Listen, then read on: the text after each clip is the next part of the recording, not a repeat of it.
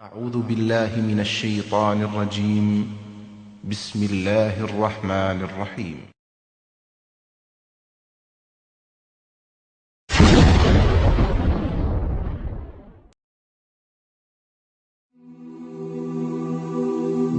মৃত্যু এমন এক বাস্তবতা যার থেকে কেউ পলায়ন করতে পারবে না। প্রত্যেকটি প্রাণীকেই মৃত্যুর স্বাদ আস্বাদন করতে হবে। আল্লাহ তাআলা পবিত্র কালামে মাজিদে ইরশাদ করেন, কুল্লু নাফসিন যায়িকাতুল মাউত, প্রতিটি প্রাণী ওই মৃত্যুর স্বাদ আস্বাদন করবে। কুল ইন্নাল মাউতাল্লাযী তাফিররুনা মিনহু ফাইন্নাহু মুলাকীকুম, হে নবী আপনি বলে দিন, মৃত্যু যার থেকে তোমরা পলায়ন করছো সে অবশ্যই তোমাদের সাথে সাক্ষাৎ করবে। আইনামা তাকুনু ইউদরিকুমুল মাউত ওয়ালাউ কুনতুম ফি বুরুজিম মুশাইয়াদা, তোমরা যেখানেই থাকো না কেন মৃত্যু তোমাদেরকে পাকড়াও করবেই, যদিও তোমরা সমুদ্র দুর্গে অবস্থান করো। লিকুল্লি উম্মাতিন আজাল ইযা জাআ আজালুহুম ফালা ইস্তাখিরুনা সাআতান ওয়ালা ইস্তাকদিমুন, প্রত্যেকটি জাতিরই মৃত্যুর জন্য একটি নির্ধারিত সময় রয়েছে।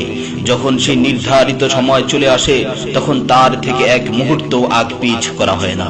এই ক্ষণস্থায়ী পৃথিবী যাকে নিয়ে তোমরা স্বপ্ন দেখছো, এই স্বপ্নের পৃথিবীও একদিন ধ্বংস হয়ে যাবে।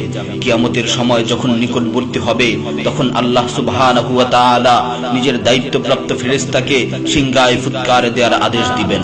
অতঃপর ফেরেশতা সিংহায় ফুঁক দিবেন, ফলে পৃথিবী ও পাহাড় সমূহ উত্তোলিত হবে, চূর্ণ বিচূর্ণ হয়ে যাবে, আকাশ ফেটে টুকরো টুকরো হয়ে যাবে এবং নক্ষত্র সমূহ ঝরে পড়বে, সূর্য তার কিরণ হারিয়ে ফেলবে, সমুদ্রকে উত্তাল করে তোলা হবে। সেদিন কিয়ামতের ভূমিকম্প ও কিয়ামতের ভয়াবহ অবস্থা দেখে সকলেই মৃত্যুবরণ করবে।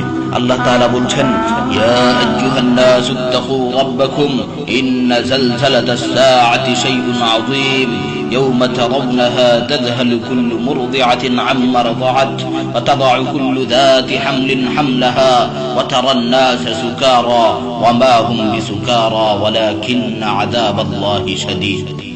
হে মানুষ, তোমরা তোমাদের প্রতিপালককে ভয় করো, নিশ্চয়ই কিয়ামতের প্রকম্পন এক ভয়ঙ্কর ব্যাপার। সেদিন তোমরা দেখবে প্রত্যেক স্তন্যদানকারিণী আপন দুগ্ধপোষ্য শিশুকে ভুলে যাবে এবং প্রত্যেক গর্ভধারিণী তার গর্ভপাত করে ফেলবে। তুমি দেখবে মানুষকে পাগলের মতো, আসলে ওরা পাগল নয়, তবে আল্লাহর আযাবই হবে কঠিন। فإذا نفخ في الصور نفخة واحدة وحملت الأرض والجبال فدكتا دكة واحدة, অতঃপর যখন সিংহায় ফুঁক দেয়া হবে একটি মাত্র ফুঁক, আর জমিন ও পর্বতমালাকে উত্তোলিত করা হবে এবং মাত্র একটি আঘাতে এগুলো চূর্ণ বিচূর্ণ হয়ে যাবে।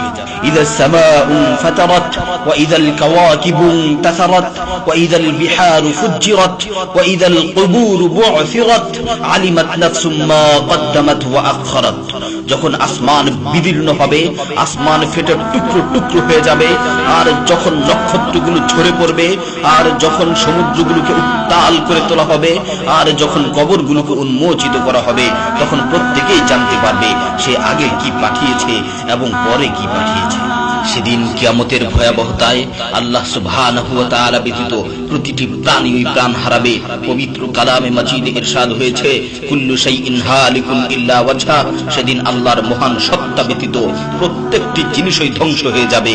কুল্লু মান আলাইহা ফান ওয়া ইয়াবকা ওয়াজহু রাব্বিকা যুল জালালি ওয়াল ইকরাম, সেদিন জমিনের উপর যা কিছু রয়েছে সবই ধ্বংস হয়ে যাবে, আর শুধুমাত্র মহামহিম ও মহানুভব আল্লাহ সুবহানাহু ওয়া তাআলাই বাকি থাকবেন।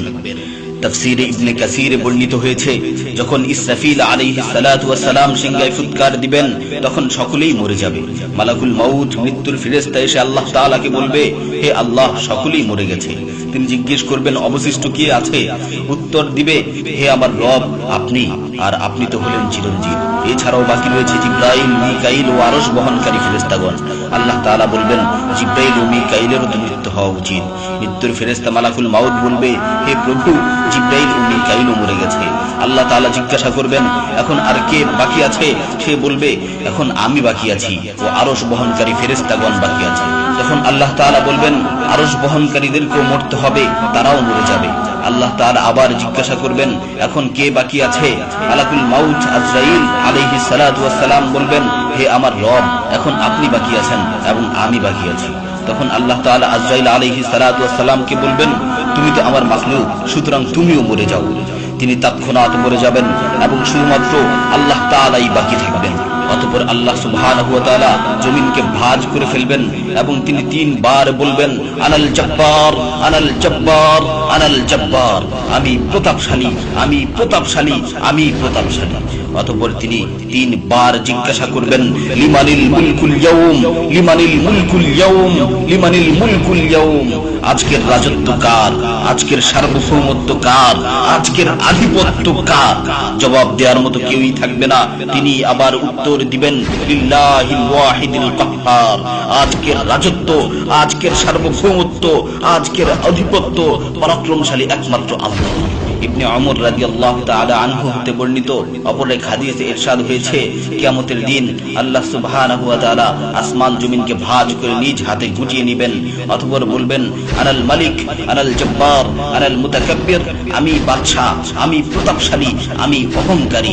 আইনা মুলুকুল আরদ, আইনাল জব্বারুন, আইনাল মুতাকাব্বিরুন, দুনিয়ার রাজা বাদশারা কোথায়, দুনিয়ার প্রতাপশালীরা কোথায়, দুনিয়ার অহংকারকারীরা কোথায়? তখন আল্লাহ তাআলা সুউচ্চ কণ্ঠে 3 বার জিজ্ঞাসা করবেন, লিমানিল মুলকুল ইয়াউম, লিমানিল মুলকুল ইয়াউম, লিমানিল মুলকুল ইয়াউম, আজকের রাজত্ব কার, আজকের সার্বভৌমত্ব কার, আজকের আধিপত্য কার? অতঃপর তিনি 3 বার উত্তর দিবেন, লিল্লাহিল ওয়াহিদিল কাহ্হার, আজকের সার্বভৌমত্ব, আজকের রাজত্ব, আজকের আধিপত্য প্রতাপশালী একমাত্র আল্লাহ সুবহানাহু ওয়া তাআলা।